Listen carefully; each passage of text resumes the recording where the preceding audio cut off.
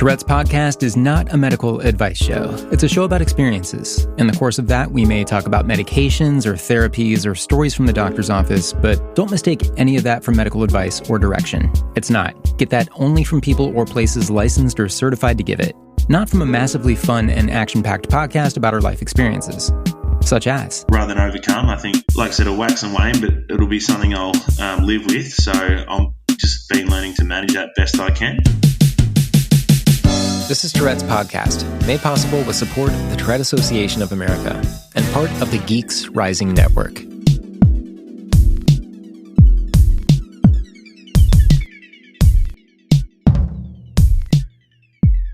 Hey everybody, it's Ben. Thanks for giving me a week off. Last week, I had to do a little refocusing on things in life, as we all do. And I guess I, come from a pattern of not asking for a break when I need it. And instead just working through it, whatever the workload is, just trying to get to that feeling of accomplishment and living up to expectation. And that can be hard and even damaging sometimes when you're just, the Cliff's Notes short version of this is ask for a break when you need it. And if you know you need a break, regardless of permission, take it if you can. I know things vary for people in different circumstances, and for some people it's hard to even afford to take a day off work. I've talked to people whose bosses won't even let them take a break, which is ridiculous. So it's tough, it's uneven, it's unfair. I know it is. I just need a quick break to refocus on things. Thank you for understanding, as you guys always do. For real. Subsequently, feeling great this week. Just because we do talk about these things here openly, I'll go ahead and say I go through depression and sometimes feel senseless anxiety that will really take me over and really change the rails for me with whatever it is I'm supposed to do that day. I'm always driven to get stuff done, but you have to make sure you have the fuel to do it. And so depression, for me, it's not environmental stuff. It's not circumstantial, really. I'll stress myself out and kind of wear myself down, but it's mostly just the brain, just brain chemicals doing their thing. And so, figuring out how to give it a rest, that's the challenge. But, just taking a mental health break, as I did, and just relaxing and even just taking the initiative to go to bed at a reasonable hour, whether you're, ready for it or not, all of that really honestly helped. Just speaking for myself. And, we talk about the medications people use to manage their Tourette Syndrome and stress and other disorders. And whatever you need is whatever you need. Listen to your doctor. I take medication now too, but the benefits of just giving yourself a break are, okay, you get it. I'm grateful. We're back this week. I even got some decent sleep. Speaking of, here's something you can put on your calendar. December 5th, 2019, 7 p.m. to 8 p.m. EST. So it'll vary by your time zone. But December 5th, 2019, 7 p.m. Eastern Standard Time, a webinar called Sleep Problems and Management in Youth with Tourette Syndrome. And it says youth in the title, but I have a feeling I could learn something from it too, and I'll explain in a second. But this webinar is from the Tourette Association of America, who I'm happy to say is the sponsor of this podcast. You can go to tourette.org, TOURETTE.org, and click on the circle that says Attend an Event. And you can see what's coming up, which is where I found this webinar, tourette.org. It says right here, join us for a free webinar on sleep problems and management in youth with persistent tic disorders, including Tourette syndrome. Emily Ricketts, PhD, will discuss the typical course of sleep as youth develop, recognizing when sleep problems are persistent, the most common types of sleep problems presenting in youth with persistent tic disorders, and links between sleep and tic worsening. Dr. Ricketts will also provide an overview of strategies to manage common youth sleep problems. Okay, so that's the description of the webinar, and this is something my parents would have loved when I was a kid because I was a kid who was always on dynamite mode. And that kid grew up to be me, an adult who still has a horrible record with sleep. I was talking to somebody in the Tourette's podcast discussion group on Facebook, and I was talking about my sleep problems. And he said, well, you don't have a sleep problem. You have a getting to sleep problem, which is totally true. I've always fought off sleep so I could accomplish more with the 24 hours we're given for the day. Like I always tell my wife, she could fill in the blank on this. I always say, I wish there were 36 to 48 hours in a day so I could do more. I've talked about that plenty, and I kind of want to walk that back a little bit and say that I'm developing a new interest in the science of sleep and what happens if I'm not getting the rest I'm supposed to. It's a way bigger deal than how I've sort of jokingly discussed it here, I guess. I and many other Touretters out there do not like the fact that we have to sleep. Love being on the go, love learning, love reading, love just doing things. But it doesn't change the fact itself. We need adequate sleep at all ages. Tourette.org and click on Attend an Event to find a link to the December 5th sleep webinar, which again is geared more toward youth. But the Tourette Association does have new programming that they've angled toward adults to fill that need, and the Tourette Association's YouTube page actually has all these past webinars archived, so you can watch them for free. There's one right here called Dealing with Managing Stress in Your Adult Life with TS. There's another one here from a couple months ago on workplace accommodations and disability rights. So again, targeted toward adults. Of course, this stuff is going to vary from country to country when it comes to workplace accommodations and disability rights, but this is still really valuable stuff just to know. That there's even a webinar on driving with TS. So much stuff here that could answer your questions, Tourette.org, and I'll post things as they happen to Tourette'sPodcast.com as well. I want to give a quick congratulations to David Begnaud, who was just honored quite deservingly at the Tourette Association's annual gala in New York City. That just happened. David Begnaud was there to be honored. He's the man. He's been on this podcast before. He's a CBS News correspondent of the highest order. You've probably seen him on TV. Basically a journalism hero to the people of Puerto Rico, where he's done amazing work since the hurricanes there. He opened up about his experience, his life with Tourette Syndrome, still fairly recently. And he's been such a warm voice in the dialogue of humanizing TS and giving the general public a great point of reference for it. Thank you, David Begnaud. You deserve the honor and attention you got at the gala. The TAA YouTube page that I just mentioned has his remarks there. And you can hear his episode of Tourette's podcast. It came out just before season 3 started. So that would have been at the beginning of 2019, I think. So go back and check that out. Okay, for this week, we are headed back to Australia. Jason McCurry, I think, is maybe the 5th or 6th Aussie we've talked to on this podcast, meaning I had to get up pretty early and he had to stay up pretty late, time zone wise, to do this episode. And because it was so early for me, I sound like I have that early morning deep voice, so I get to sound like a radio guy. A quick piece of trivia, by the way, because I used to work in radio. You know those radio hosts who have that super deep basement floor voice? And they talk like nobody does in real life. The industry term for a host like that is a puker. Not kidding. That's what they're called. Terrible digression. I'm sorry. Our guest this week, Jason, is a diversity and inclusion specialist in sports and event management. He's an advocate. He's an awesome guy. Warm, fun to hear from, which you get to do right now.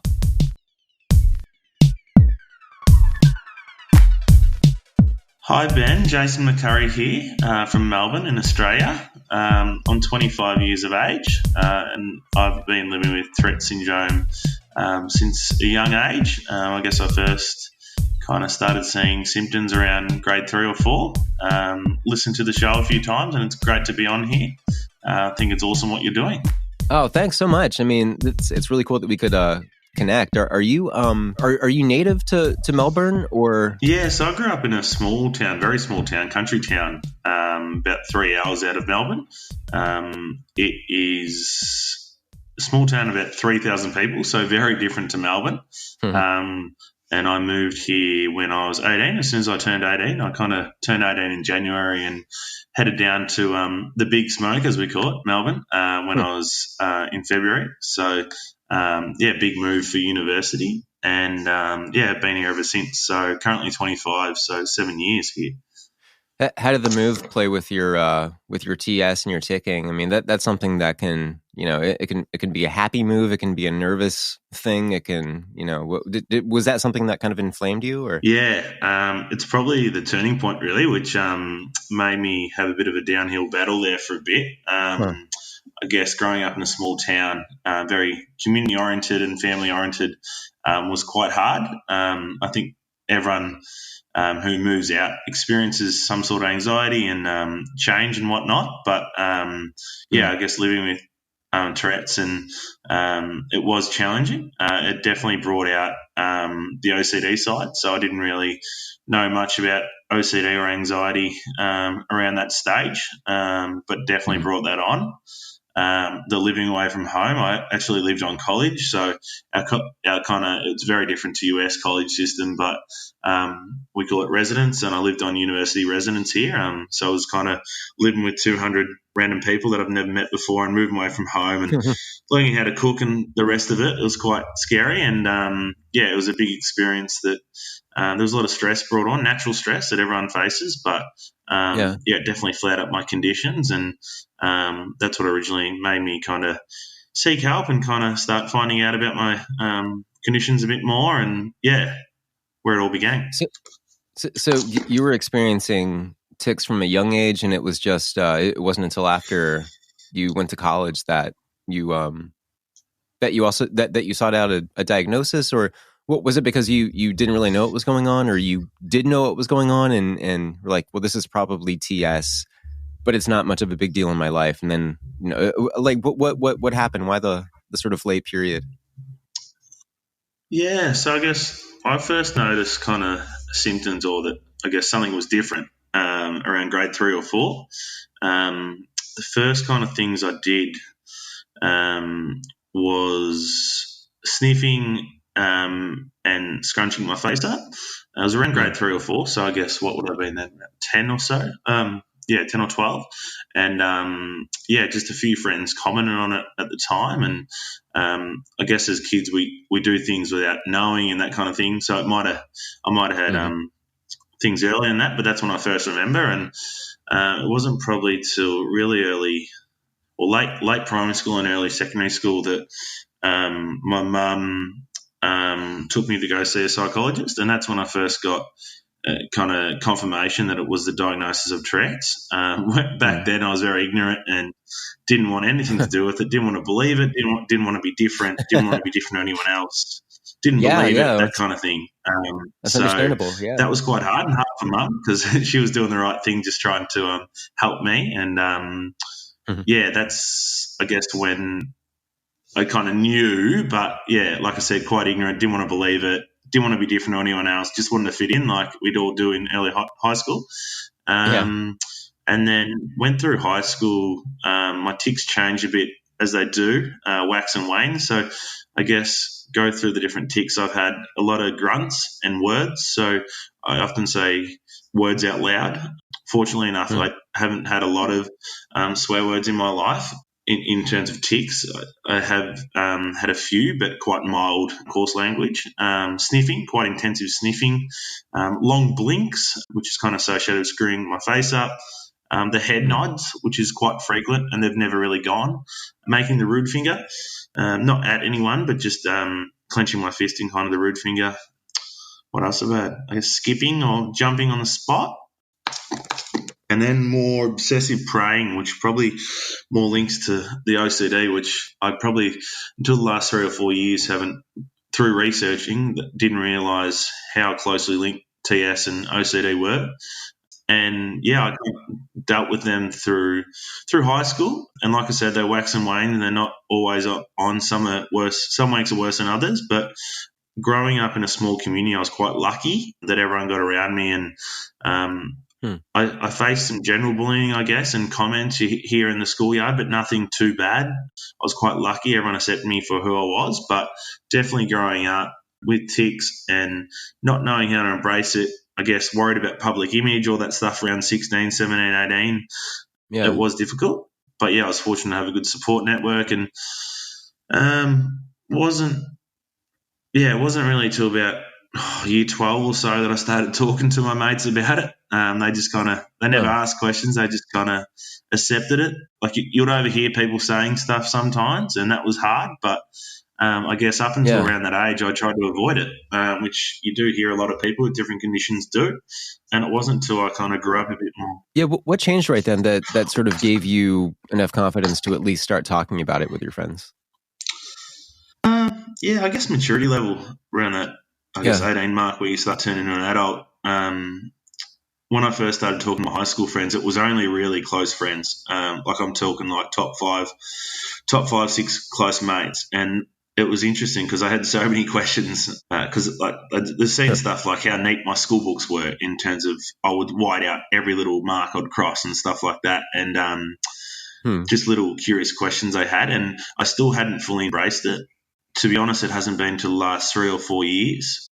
Like I said, with maturity and with experience. So I grew up in quite a small town. There's not a lot of diversity there.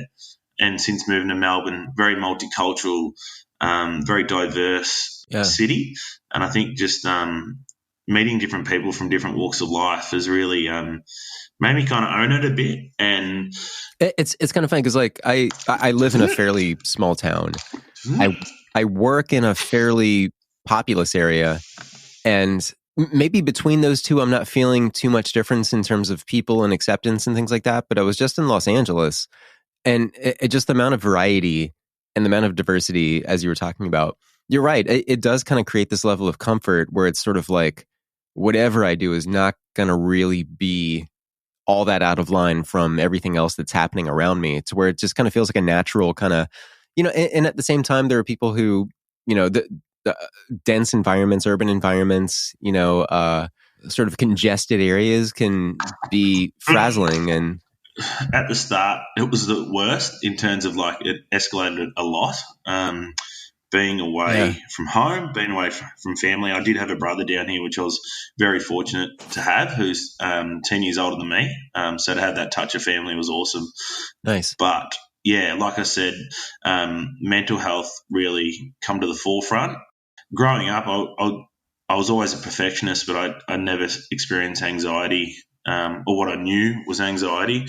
And it was, like I said, that move down to Melbourne that brought that on, made my tics a lot worse. My OCD was out of control in terms of with my study. I was an obsessive studier, which is, I guess, not a negative thing. I did get good marks, but almost to the point that I was turning down going out with friends, and my parents were almost wanting me to go out to experience the social life. And I guess those three kind of conditions that I've been diagnosed with since. It wasn't until that move down that I mentioned earlier in the podcast how I'd seen a specialist early on in my life, and I was very ignorant and didn't want anything to do with it, where it wasn't until probably 3-4 months into living in Melbourne that, through talking to my partner at the time and my family, that I decided to go seek help. And that's when I guess, I believed I wanted help, and I was willing to give a bit more then.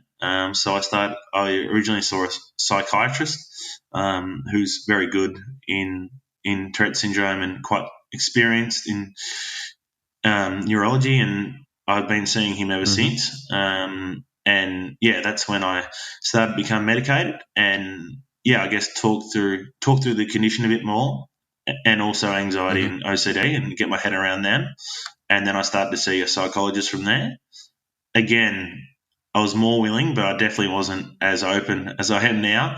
It's probably taken me, so that's 7 years ago I moved here. It's probably taken me 3 years to kind of open up more about it. And I've seen probably 7 or 8 different psychologists since then, but seen the same psychiatrist, which I'm lucky to have. And I guess seeking methods to manage rather than overcome. I think, from what I understand, like I said, I'll wax and wane, but it'll be something I'll live with. So I'm just been learning to manage that best I can. And I've been on different medications for the different conditions since. So I'm taking tetrabenazine for the tics or the Tourette's, and I was for the last 6 years taking that in morning and night, and I've just recently stopped in the morning, and it's changed my life completely.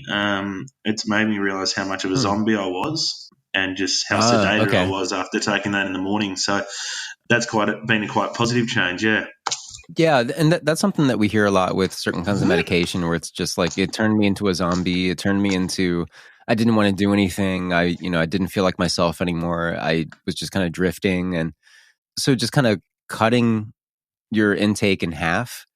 That was enough to kind of wake you up and sort of. I mean, when you have a realization, sometimes it causes other things to change. What kind of improvement did come with that? And were you doing other things in your life to kind of supplement and sort of, I guess, add to the success of the medication once you had scaled it back? Or so I didn't mention, but I work in event management and sport management. Which is quite a high-paced environment, which a lot of people always say, with what you've got, why are you working in that industry? It's kind of like you're setting yourself up for it, kind of thing. But I love what I do, and it's kind of, I thrive on it, a high-paced environment and a high-energy people and the buzz and the, I guess, adrenaline and that kind of thing. So I guess growing up, it was all about getting a job. I guess you go through uni. I did 3 years of uni, and fortunately got full-time work straight away. And I've had 3 full-time roles since. So I've worked full-time for the last 5 years. So I'm only 25, and it was around the middle of this year that I decided to take a break after talking to my parents and my girlfriend and whatnot, and decided to take a break from full-time work. And it was at this time that I started seeking a bit more help. So this was mainly around my mental health, but obviously when your mental health's down, the anxiety rises, and that makes the tics worse. And it's when I decided to change my meds because I wasn't working full time. I had the opportunity to change because obviously small changes for me. I've changed my meds a few times, not my Tourette's medication, but escitalopram for my anxiety. Yeah. Lots, different dosages, different sorts, that kind of thing. And it's just the smallest changes change so much. So to have a bit of time off where I could try things, and if there was side effects, it wouldn't matter too much, was awesome. And that's when I moved. So I was taking tetrabenazine morning and night. So I just sliced that in half with my psychiatrist's recommendation. So I only take that at night now. And I moved when I had the anxiety medication from morning to night. So now I have no morning medication. And that's been a massive change. Fortunately, it's been a massive change. I would say overall my vocal tics has probably risen a bit more, and maybe the head nod's a bit more regular. But it's funny, like I said, that overall acceptance of the condition, if I had been like this 3-4 years ago, I might have gone back on the meds, but now I'd rather live with the tics that I have and be more awake and be more me than be on that medication. So, yeah it's been a good little changer. It's kind of allowed me to do some part-time and casual work and just change up my lifestyle a bit and give me a bit more time for myself. So still working on it, but I'm feeling quite good at the moment, which is good. It's so amazing that you're able to do that, to kind of step away and kind of experiment and in a safe way. And I think a lot of people I've interviewed on the podcast might find it kind of difficult to find the time to, just kind of pull away and kind of reevaluate. And I mean, just the fact that you had access to that is amazing. And I feel like would do probably everybody a lot of good to, just kind of pulling away, stepping away from the job for a second, just letting your head be clear for a minute, putting yourself in an environment that's going to feel better, and then you can really start to work on yourself. I mean, that's awesome. You're able to do that. Yeah, 100%. And I've been fortunate. I had a great support network. I guess main thing I didn't touch on, but those 5 years of full-time work, I was lucky. I thrive on building relationships with people around me, whether it's workmates or friends. And I've been quite upfront and honest. I think over time, I feel like in Melbourne, there's still a long way to go, but we are becoming more inclusive, and understanding people's differences has definitely risen. And the three full-time workplaces I've been in have been very supportive of that, and I do not take that for granted at all, because so fortunate, because I know some people I've talked to personally have had some bad experiences about that, and that's helped me be upfront. And my most recent role was only for 4 months, and I was really enjoying it. It was in the diversity inclusion space. So I guess from the sport management side and it had out of an interest of, I guess, having a condition myself and living with a disorder myself, have gone into that diversity inclusion space quite naturally. And I guess that helped as well. But it was annoying that I had to kind of give up full-time work 4 months in a role that I was enjoying, but it was just the timing wasn't right. Luckily, my manager there and all the team supported me and understood that. I'm still in contact with them now. I think moving forward, it's kind of, since having this time off and over the last year or two, I've been blogging a bit more, just on LinkedIn, and just writing about my condition and experiences a bit more. And it's kind of, allowed some awesome conversations. And I guess, like I said, I work in that diversity inclusion space in sport, but sport's just a little set of lives, really. So I do want to go into the diversity inclusion space more, whether it's a part-time or full-time role, more general, as in workplaces and that kind of thing. So hopefully I can support others as well. And that actually led, I should mention as well, the blogging led to actually becoming a board member of People with Disability Australia. Nice. Yeah, so that was a really cool experience. It was only a 9-month interim role. I just filled in for a board member who left, but that was really cool and really exposed me to the advocacy space. And I guess that's where I started exploring online and the social media and different stuff out there. And that's where I come across your podcast and I guess the Tourette Association and that kind of thing. Nice. So I want to ask, with the sport and event management work, and you mentioned it was, it can be kind of fast paced. It can be really busy. Some people really recoil and some people really thrive on that and kind of get in the zone. How often was your TS a factor, good or bad, in that kind of work? Yeah, it's a good question. I guess I've worked out, and as a lot of people do, you work out what situations, I guess, make your ticks worse. One of those is stress. And like I said, event manager is quite stressful, but I kind of thrive on it. I would say the OCD linked to the Tourette's kind of was more challenging at the start, around perfectionism and stuff like that. But the Tourette's hasn't held me back too much. Dealing with customers sometimes, like you get some looks and some questions and that kind of thing. But in terms of the planning and dealing with stakeholders and relationships, it hasn't been too bad.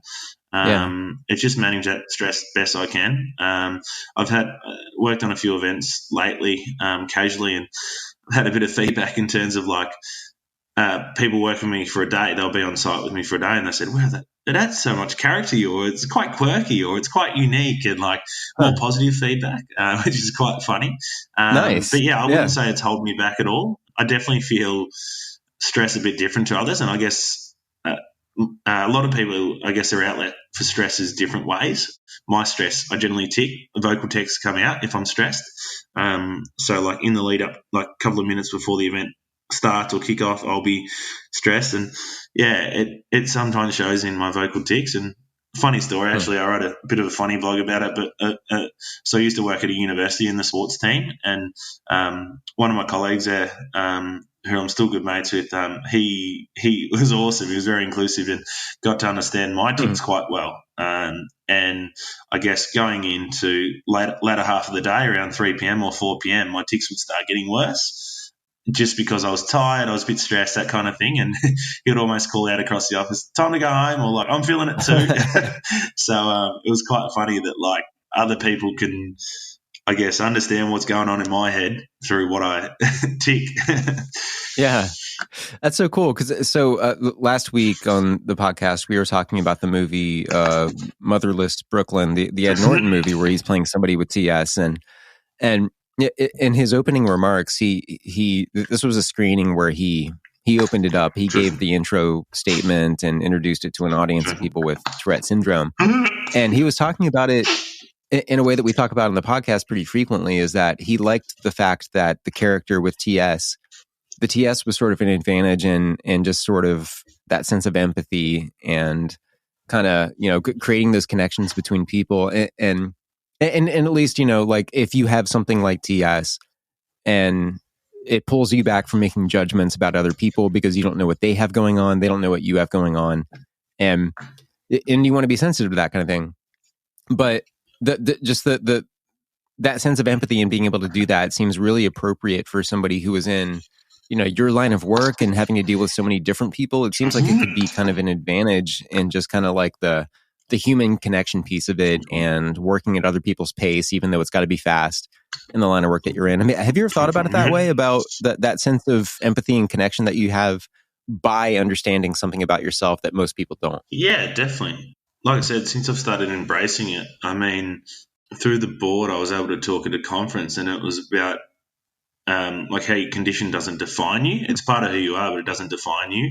Mm-hmm. I think it adds value in a way and adds character, and definitely a lot of people don't know what different people are going through. We all have our stuff, and unless we talk about it, we don't, and open up, we don't really know. So I think mine's a visual thing generally, so people can visually see that I'm different in terms of when they watch me tick. And I guess sometimes, some people might be turned off me by that, and that's okay, but I don't really want anything to do with them if that turns you off me. But I think more generally, people might embrace it and kind of be like, he's different. He's look at him, he's out working. He's not, it's not stopping him from doing anything. And then they might feel more open in talking up to me. And I think definitely with the putting pen to paper, or putting out blogs and that kind of thing online is being vulnerable, and through showing that, the amount of people that have, or the conversations I've been able to have with people since then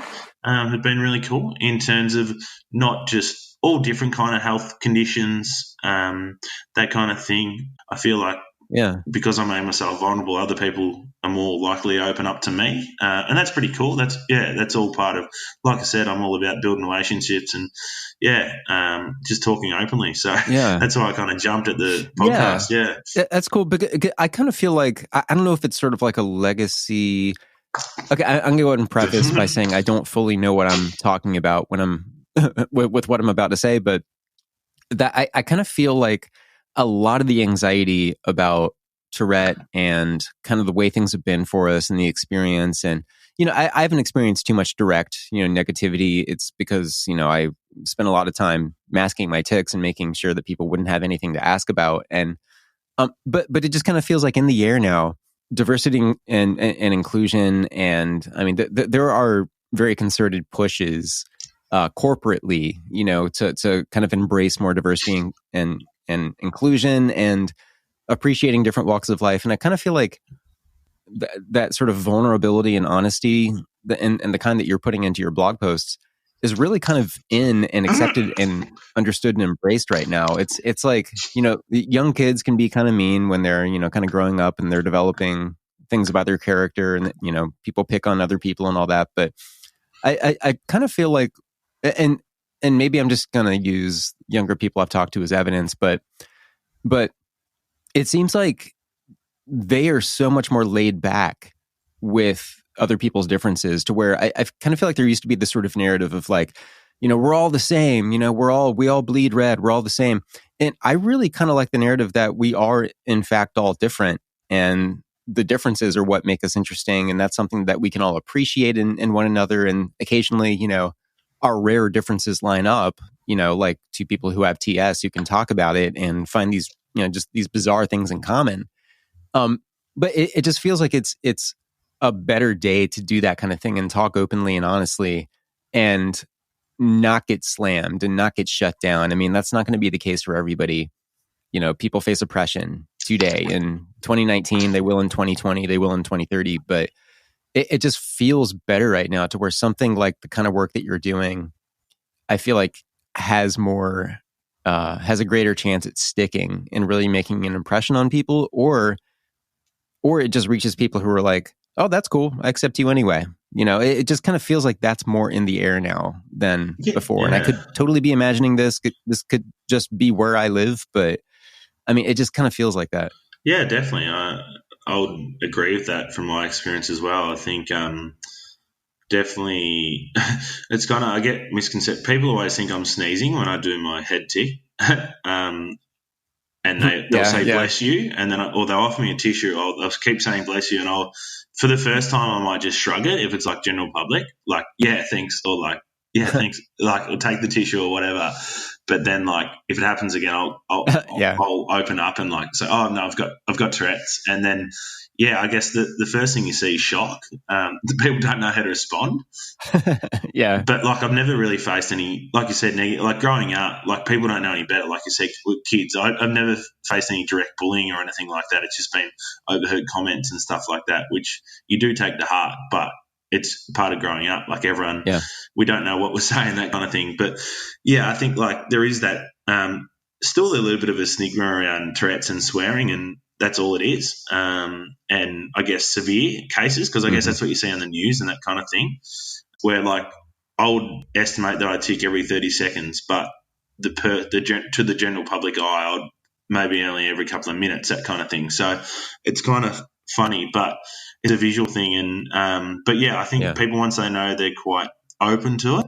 Working in the diversity inclusion space in sport, I guess, like you said about the differences, people are getting more open and inclusive, which is good. But so I kind of the main kind of minority groups that I was working with per se, or the underrepresented groups, was people with disability, LGBTIQ plus community, women generally still underrepresented a bit in sport in terms of an equal playing field. And yeah, I think we're moving in the right direction in all those minority groups, multicultural, that kind of thing. We are becoming more inclusive, but there's still a lot of work to do. But you're right, talking and I guess feeling able to have a voice and talk openly about it. Like if you had told me 10 or even 7 years ago that I was going to talk openly on a podcast that was going to be posted to the internet, I would have been like, get out, I'm not doing that. Like, I don't want to tell anyone. And you talked about the masking and that kind of thing. Like, I used to suppress all my tics. Yeah, me too. I still do a lot in public. Yeah. And it was funny because when mum and dad were kind of learning about the condition, and as I kind of grew up and the tics got worse, it was kind of like they kind of felt guilty because I was ticking more around them. And it was kind of took them a while to understand that that was a good thing. It made I was actually more comfortable if I was ticking. So where if I was out in public, I was suppressing them. So it would be like I'll get home and I'll just let it all out. Yeah. So that took a while. And, yeah, I've had to explain that to my partner as well. Yeah. Like and my friends, if I'm ticking, I'm not it generally means that I'm more comfortable. And I think another one with, like, if I'm in a meeting or totally. or if I'm in a meeting, another, I guess, preconception of similar to the swearing is if I tick, generally a vocal tick or a head nod, people stop talking during the conversation, but then that draws attention to it and it raises my anxiety. So I often encourage people to keep talking. Like, I do acknowledge everything you say and I am listening. So to continue on. So I think that's just talking to people though. But yeah, there are some funny, like, well, not funny. It can be sometimes disheartening, but I think if you look on the lighter side sometimes of what the general public think, I often, like, I'll be walking down Swanston Street's a main street in Melbourne, and so is Elizabeth Street, and it's got thousands of people walking down there every minute of the day, and I'll be walking behind a group of people, and I'll do a loud outburst or a grunt, and everyone will look around, and they're looking for something out of place, that something doesn't fit. And I'll just be walking and I'll, like, be quiet because they're looking straight at me, and then they'll look back and then I'll do it again. They'll look back again and they can't find out where it's coming from. It's quite funny. Like, you've got to sometimes look at the funny side and have a bit of a laugh. And that was what one of my blogs was on. But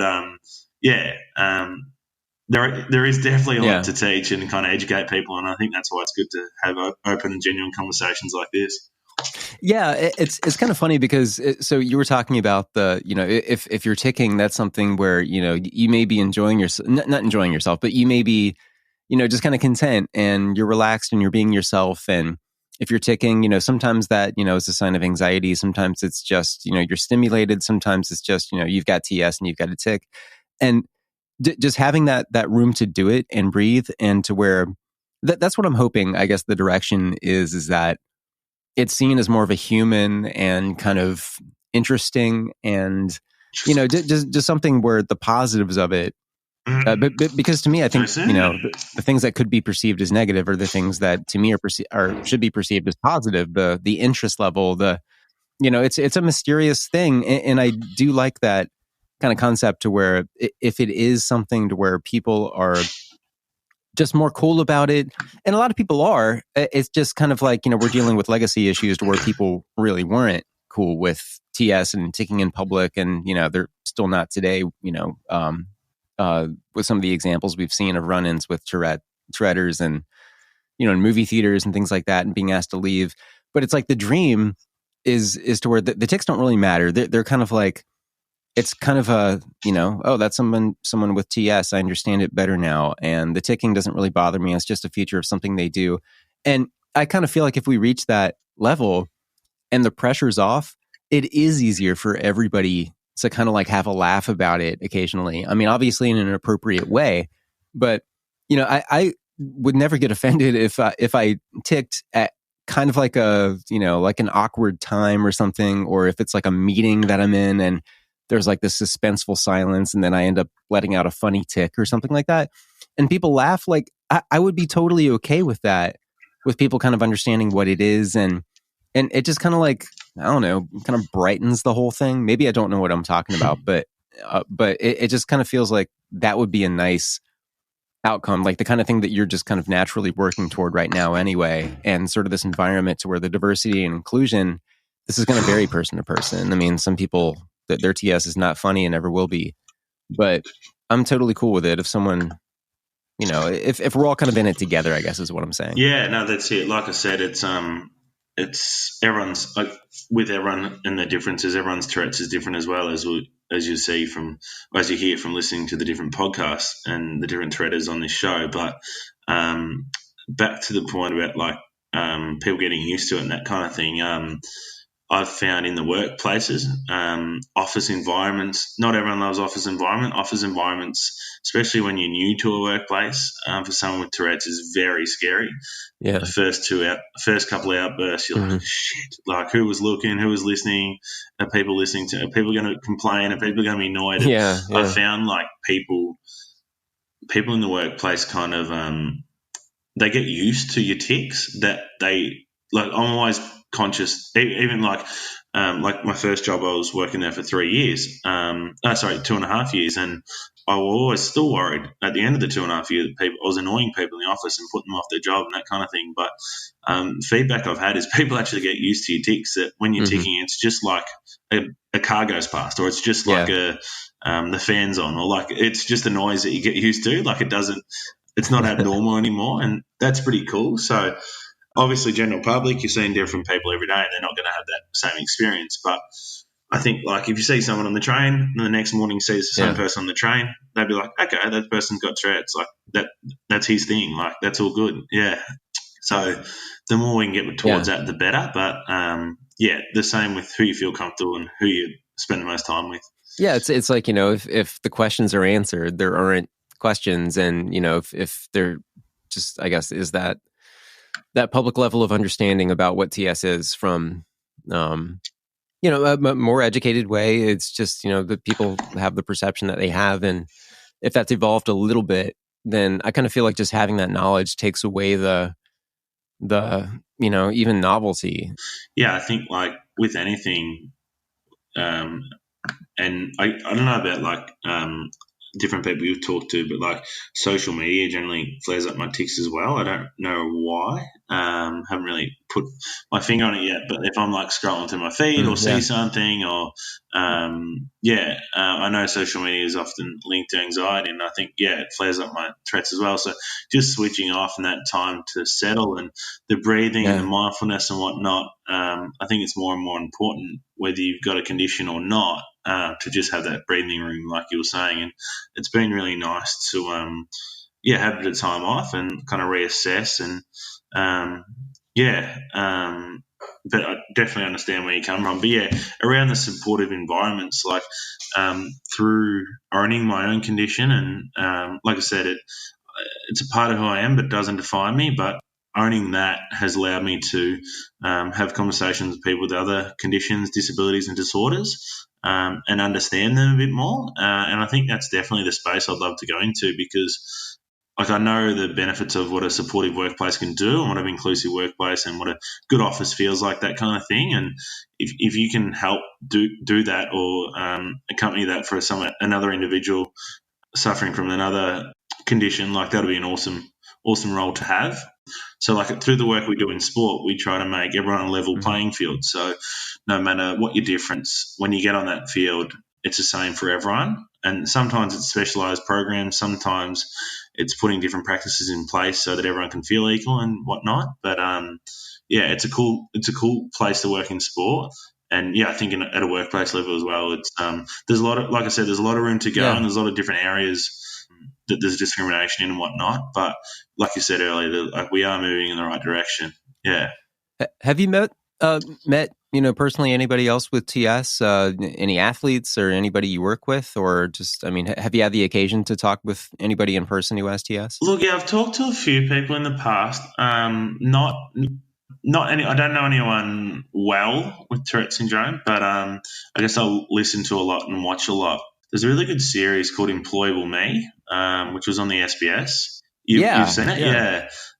So that was really cool to watch. Yeah, I've interviewed some people who've been on that. Yeah. Yeah, so that was a really cool one for me. I think when the first series launched, maybe last year or a year and a half ago, that's when I started kind of putting a few blogs out relating to that, and not just my Tourette's, but more specifically my Tourette's in the workplace and that kind of thing. So that was really cool. So I think my it's been a bit of not a fear of mine, but I feel like sometimes if I meet someone, I've always had a fear that if I meet someone with a worse condition or what I had, that'll flare mine up and like we'll go off at each other. But it's just been like a imagination of mine. But yeah, I do enjoy meeting people with different conditions and whatnot. At the start when I started seeing my psych, that was quite overwhelming because, like I said, this is back when I was 18 and hadn't fully embraced it. I didn't know what I was experiencing, that kind of thing. And being in the waiting room with a lot of people with Tourette's or similar tics disorders, hearing them out loud as well was quite. At the start, it was like I said, it was a bit overwhelming. It was a different feel, but now I embrace that, and yeah, you've got to appreciate the differences. But yeah, it's definitely, like I said, at the start, I was very ignorant and didn't want anything to do with it, and now I've become educated myself. So now, hopefully, taking on myself to help educate others. So others can feel more welcome, like I do. Yeah, it's kind of funny. I just met some listeners of the podcast, and one of them, Ingrid, she was saying that she's. I think the way she phrased it was she's a fan of the podcast, but has not listened to it yet because she has been, I guess, kind of worried about the effect on her and her tics, and is this going to kind of influence her to do new tics, and is it going to be kind of painful confronting things, and I totally 100% get that, but to me, I guess it's just kind of being in the environment of like minds that takes the pressure off and kind of makes it a lot more fun and rewarding in the end. And even if so after we wrap this up and everything, and I go about my day, I'm going to be ticking because I'm going to be thinking about this, and that just kind of spinning over things that we've said in my head, and just the fact that we're talking about TS is going to get me going. And I know I'm going to do it, and it's not going to bother me at all just because I have that sense of fellowship, or whatever the right word is. Just like I feel like I have a posse and I just saw them, and that makes me feel good of just talking to people like you. We'll be right back.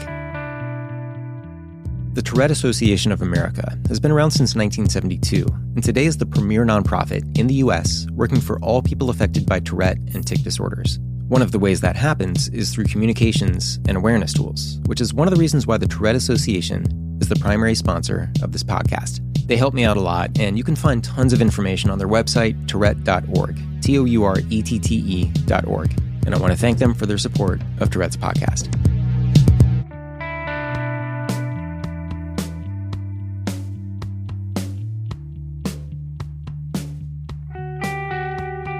I don't know if you noticed, but probably towards the start of this podcast, I was a little nervous in talking to you and I guess talking about my Tourette's, that my vocal tics are a bit more vocal, and then as I get into conversation, they kind of ease a bit, which is exactly what we were talking about earlier. But 100%, and meeting people with differences, and whatever diversity it is, being able to celebrate that is amazing, really. And it's kind of like what people say when when you go to a different country for the first time, or when an American citizen goes to Europe for the first time and travels around, and they see like the history and the sort of, I mean, if you go to a city like London, it's one of the most diverse places in the world. I mean, you hear more languages that aren't English being spoken more than you do English in a lot of places, and it's really, really neat and really comforting to kind of be in the middle of all that. I guess the sort of range of things that are out there and concentrated in this one area, which is to me comforting. I kind of freak out in cities because of traffic and things like that, and just the density, and am I doing this right? Am I standing where someone else needs to stand, or or that kind of thing? Because it's congested and there's competition. But the sort of theme and the mix of it, I guess, is I feel like a good theme kind of for this episode of just kind of feeling good because you can throw yourself into an area where there's so much ingress and egress of personality. And it's funny you touch on that like city and traffic thing. Have you kind of come to realization with, I guess, the physical environments that make you tick more? Yeah. So one thing I've been talking about is photography, and kind of helps me kind of, I guess, negotiate with the clamor around me. So I could be walking in a very busy area to where if it was just me going to a destination, I would feel kind of the nerves of, getting from A to B and making sure I get there. And this is not necessarily like anything where I'm thinking about tics or TS or anything like that, but just the anxiety of doing it right and not bumping into people. And it's just the day-to-day thing that you do. But I think also that kind of level of excitement too. So there's that sort of permission slip, I think, when you're in a dense environment, especially a diverse environment, to where you can be more of yourself because it's not going to look that different. B, there's also the excitement level of it to where, like, yeah, that will inflame my tics. If it's something that does directly involve travel, like airports and like that really freaks me out.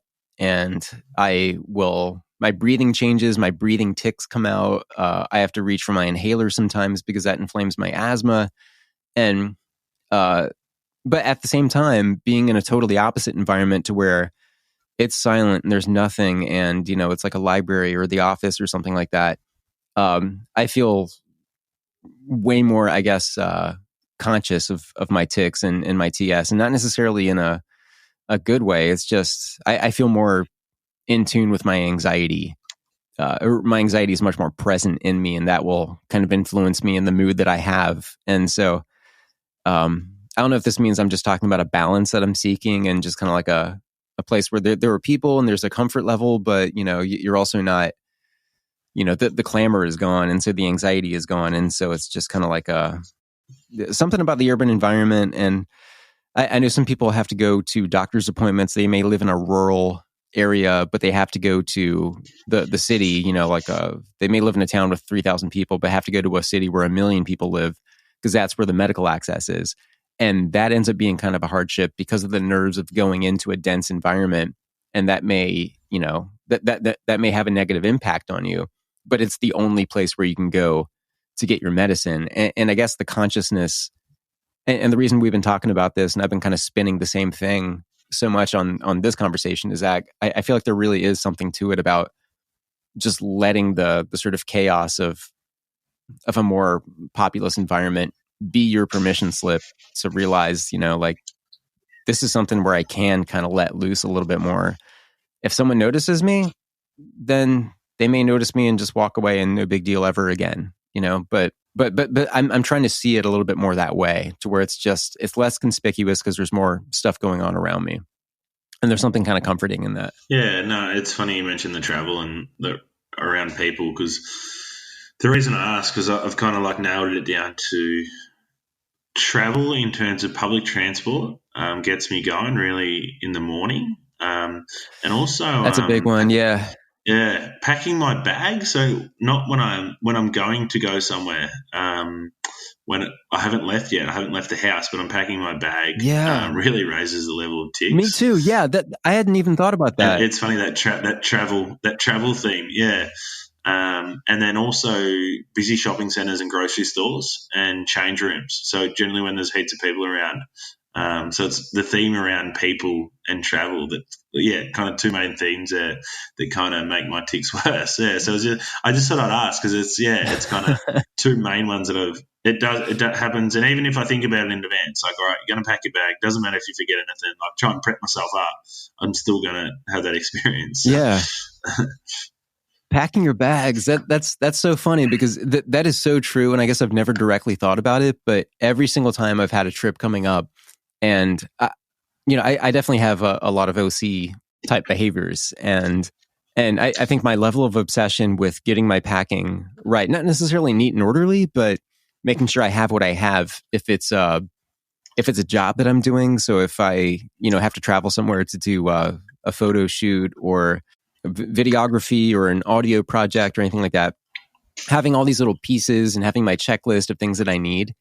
And I think the hypothetical that I already have playing in my head of, like, what if I forget something, or what if I forget this microphone that I need, or what if I forget this cable, or just something that kind of like the hypotheticals of, like, what if I don't get this right? I have a job to do, or there's an expectation on me.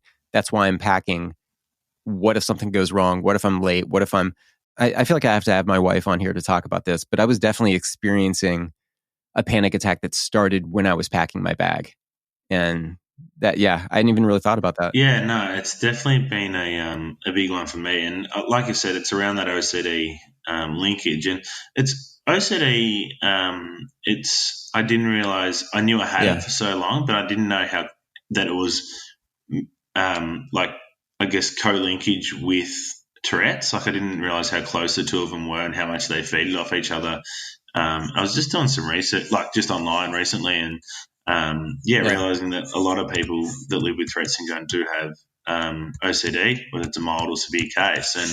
And it's kind of funny. It's made me like sometimes I tick just because of it. Sometimes I tick because I'm tired, that kind of thing. But sometimes I think that I've almost nailed it down to I have an irrational thought with my OCD. Oh, there's an obsessive thought. There's a fear in my head. There's a worry that raises the level of anxiety inside me, and then the outburst is a tick. And it's kind of like learning, kind of trying to with anything, writing it down is good, but trying to think about what's the trigger, what is actually triggering each condition, and that kind of thing. It's been really interesting just to play with and just kind of monitor and observe within. Which is, I would recommend to other people trying that. It's been interesting because it's kind of like, they all trigger off each other, which isn't ideal, but it's kind of like which come first. It's kind of fun, not fun, but like it's kind of interesting to find out which comes first. Are there other things that you do that kind of, I guess, soften the tension of tics, or, if you feel the urge or feel the need and you're in a situation where you don't necessarily feel comfortable ticking, or, I mean, do you have anything else that kind of helps you kind of navigate that or negotiate with that? Yeah, I think in terms of just balance, we talked about balance earlier, but like things that like noticing and observing what makes it worse is definitely lack of sleep if I'm tired. And it's been a massive one that I've been open with my employer, and fortunate that they've understood. But if I have a bad night's sleep, like it affects my conditions that much the next day, that it's just kind of everyone thinks like they have a bad night's sleep, I feel shit, but like the effect that then the flow-on effect that has on your conditions is just pivotal. So like sleep's a massive one. Around alcohol, one I'm trying to reduce a bit more now, but I guess it was hard around like early. I guess the drinking age in Australia is when you're 18. So another thing was when I was moved away from home, I would become the legal drinking age. So I was experiencing alcohol for the first time as well, and the effect that had on my tics and that kind of thing. It's funny, going a bit sidetracked, it was a funny story. I remember the first time I got drunk was when I was around 16 or 17. I probably had 4 or 5 drinks, and I come home from this party, and I remember Mum was up waiting for me, and I remember telling her, "Oh, Mum, I haven't ticked all night. How good's this?" And she said, "Too bad you can't be drunk all the time." And it was kind of the first time I kind of had different euphoric feelings and that kind of thing. It was just funny, but I guess in terms of good experiences of management techniques and whatnot, exercise is a massive one. So any kind of exercise, gym, riding, running, but I think in an office environment, just small walks around the block, and just being up front with the employee about that. Like if I've got to go, I've got to go, and just go for a quick 5-10 minute walks on lunch break, that kind of thing. Having open conversations. Obviously it depends on who you're around and that kind of thing, but fortunate with phones and technology these days, we can really reach out to anyone at any time. And I guess around the mental health stuff, I can't touch on that enough. Like we need to encourage more open conversations about everything we face, whether it's condition, whatever we're going through. Writing it down. I'd love to be a more pen to paper guy, but I'm more of a notes section in my phone. So, but even like digitally writing it down, what you're feeling, what you're thinking, what made you tick, that kind of thing. It's a bit. That's helped me understand my condition more. Deep breathing, obviously a massive one around mindfulness, which we're just going to see more and more of, and the evidence and the positivity of it. And hot showers is one I've found. Obviously, you can't always have a hot shower when you get in a bad tick kind of zone, but I feel like hot showers really calm me down, and the way I feel following a hot shower is so much better. Oh, So if you're at home. Is it just like the soothing nature of hot water, or I mean, why do you think that is? I think so. Soothing, yeah. Soothing. One thing with my tics is like if there's noise, I have to tick again. And I think that's a bit of like OCD. So like if I do a grunt and at the same time there's a noise out the window, I'll have to grunt again to go over that noise, or like, so I did it last kind of thing. And I think with the shower, the mixture of the soothingness on the skin and also the noise of the water trickling really soothes that. It's one I've been playing around with, and that's really. I didn't mean to interrupt, but I mean that's really, really interesting because one of the things that I do kind of for pleasure. And I do it. I mean, it helps me professionally too. But one of the things I do, I have this stereo microphone that has 2 capsules on it, so it'll kind of capture things. You know, it's like your left ear and your right ear. You know, you hear things in stereo. You hear, stuff that happens to your right. Your right ear is going to take the lead on that and hear that, and your left ear is going to get a little piece of it.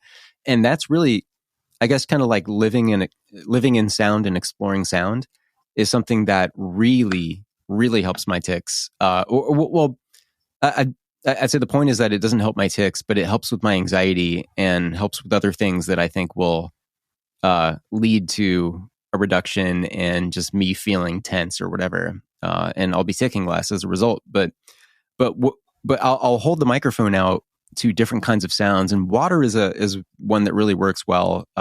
If it's like a river, or like water splashing on the banks of, like, I'll hold the microphone out, I'll capture that sound, it'll be in stereo. I might even play some samples right here just so people know what I'm talking about.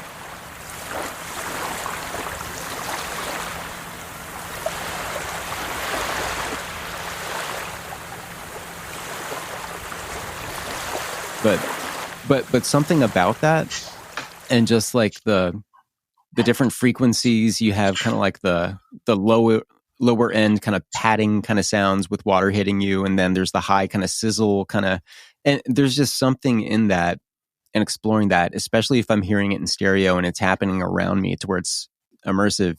That is something that feels completely comfortable to me. There's just something to it, the rhythm of it, or texture. Yeah, I guess when you think about it, like your tics are probably reactions to all your different senses, like your 5 senses. So, yeah, the sound one's also been funny. I recently got a good pair of over-ear headphones, and blocking out traffic noise, general public noise, that kind of thing, has been really good. And I was talking to my psych about it. So sometimes I'll wear them with even not any music playing, just to block out the outside. I was about to say that. Yeah, I was just about to say that I'll do that as kind of like a comfort move. I'll go out on a little photography walk, and sometimes I'm not listening to anything, but just like they fit over your ears. They kind of like, you just feel kind of insulated, and it feels good. Yeah. Also, with what you said about before about the forget what you said, when there was a loud noise and you can tick and get away with it. I feel like that's another thing. If you're listening to music quite loud and you tick, like, you don't observe it yourself because you can't hear yourself doing it, because you listen to your music. So I feel like that's a good way of like getting on with your walk, or so it's kind of like I wonder if it means you're ticking like 5 times as loud. I haven't thought about it that way.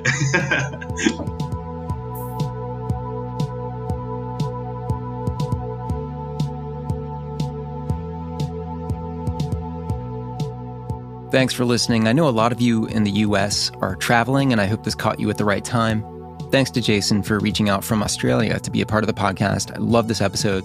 I think the style of it this season has been pretty nice, just kind of in terms of how the conversation goes and laying off any particular agenda, maybe backing off some of the forum questions and just talking. Do you guys like that approach better? Are there specifics that you still want to know? Let me know. Tourette'sPodcast@gmail.com. I'm not going to do a long outro because I've got family coming in right now any moment. So I'm going to run, but make sure you keep the Tourette Association in mind for those resources I was talking about at the beginning of the episode. Webinars with really, truly practicable material. That's all at Tourette.org. The Tourette Association is the sponsor of the podcast, which is part of the Geeks Rising Network at geeksrising.com. Fantastic podcast about culture and content creation and wellness and more. Again, at geeksrising.com. Tourette'sPodcast.com for past episodes and articles. Let me know if you're interested in writing for Tourette'sPodcast.com. If you have a good writing topic about Tourette Syndrome, an essay, anything, I welcome it. And of course, the Tourette's Podcast discussion group on Facebook is where you can go for a genuine and civil conversation with a fellow Touretteer. And if you're not a Touretteer, that's cool. You can be a part of the group too. Just tell us what your interest is in the group. There are some admittance questions to answer when you request to join the group. You're hit with 3 questions. Just make sure you answer them. They are a requirement for joining the group, which is run by Sophia out in the UK. And I'm always thankful for her help. Talk to you soon. Travel safe. Keep in touch over the week. And we'll see you back here next week. Thanks. This is Ben.